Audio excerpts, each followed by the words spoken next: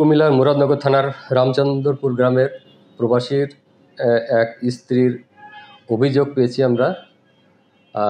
তাকে ধর্ষণের অভিযোগ পেয়েছি। আমরা অভিযোগ পাওয়ার সাথে সাথে আমাদের মুরাদনগর থানা পুলিশ ওই আসামিকে অ্যারেস্ট করার জন্য অভিযান পরিচালনা করে এবং আজ রাত ভোর 5টার দিকে আমরা তাকে ঢাকা থেকে গ্রেপ্তার করেছি। গ্রেপ্তারকৃত আসামির নাম মোহাম্মদ ফজর আলী, বয়স 35। আমরা জানতে পেরেছি যখন ওই প্রবাসীর স্ত্রী ওনার বাপের বাড়ি বেড়াতে আসছিলেন তখন এই ঘটনা ঘটে এবং স্থানীয় কিছু লোকজন তখন ঘরের ভিতর ঢুকে ওই ফজর আলীকে মারপিট করে এবং তখন ফজর আলী কিছুক্ষণ পরে পালিয়ে যায় এবং পরবর্তীতে ভিকটিমের কিছু ভিডিও ধারণ করে তারা সোশ্যাল মিডিয়ায় ছড়িয়ে দেয়।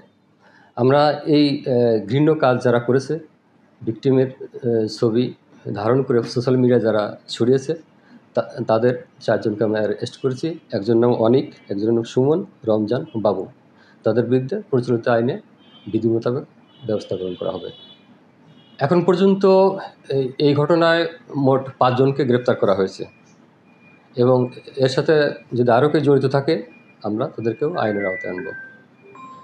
ঘটনা ঘটার সাথে সাথে কুমিল্লা ডিবি পুলিশ এবং থানা পুলিশ কাজ করছে।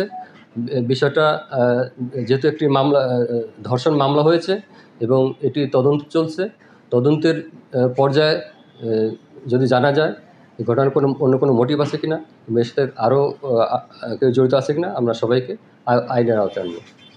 ধন্যবাদ।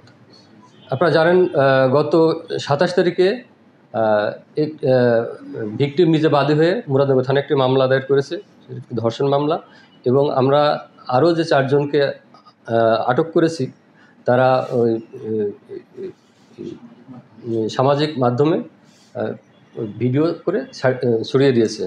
তা এই ক্ষেত্রে আমরা তাদের বিরুদ্ধে ডিজিটাল নিরাপত্তা আইনে তাদের বিরুদ্ধে মামলা করার চিন্তা ভাবনা করছি।